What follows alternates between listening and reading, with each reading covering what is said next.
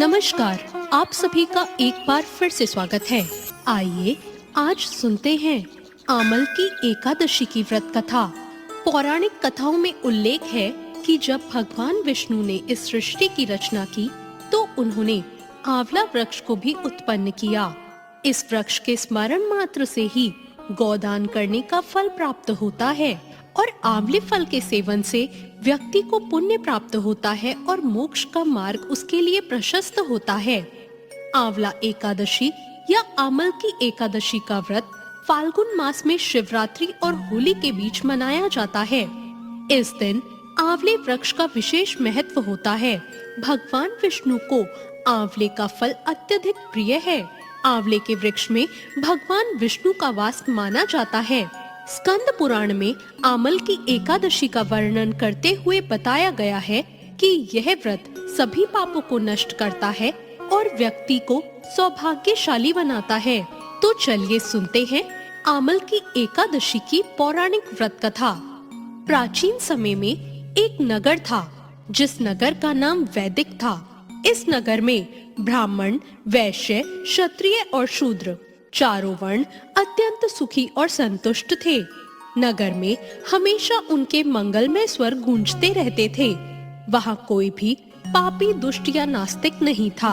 इस नगर में चैत्ररथ नाम का एक प्रसिद्ध चंद्रवंशी राजा शासन करता था। ये राजा बहुत ही विद्वान और धार्मिक प्रवृत्ति का था।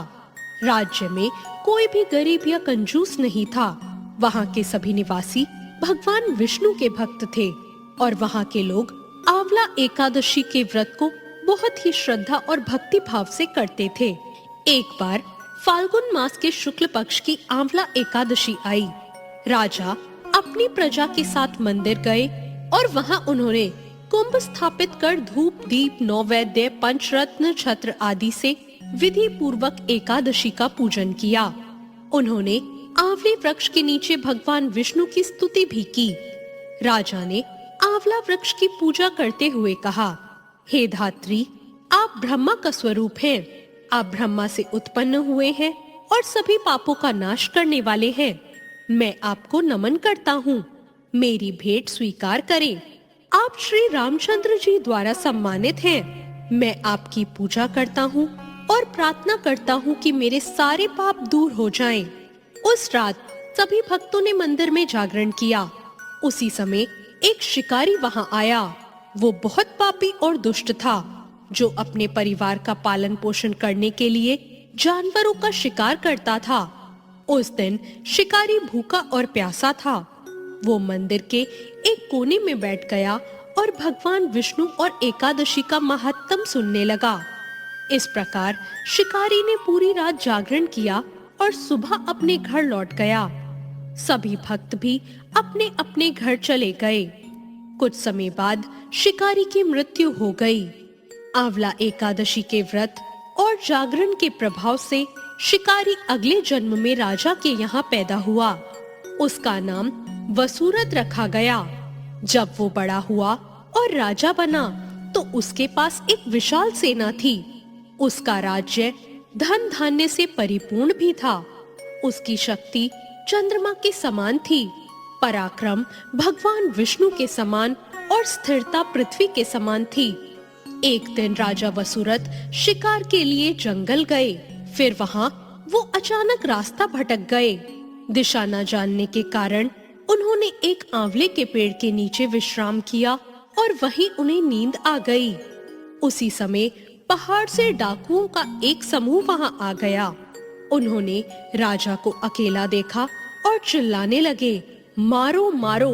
डाकुओं ने कहा, इस राजा ने हमारे माता पिता, पुत्र और सभी रिश्तेदारों को मार दिया है, इसलिए हमें इसे मार डालना चाहिए।